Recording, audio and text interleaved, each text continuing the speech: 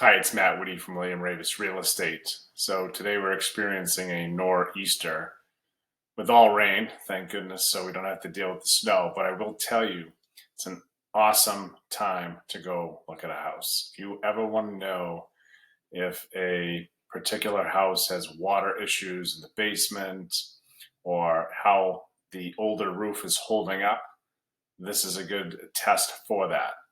So I will definitely be taking some buyers out this afternoon to a house in North Andover over by Great Pond Road, where there could potentially be some interesting things that we find in the basement. Hopefully, we won't see anything, but it is really a good true test, all kidding aside. So anytime you can look at houses when it's pouring rain or any sort of rainstorm, it can be very telling, even though you may not want to go out in the rain, which I totally get. So that is my piece of advice. If you're in the space of shopping right now for homes, consider doing that.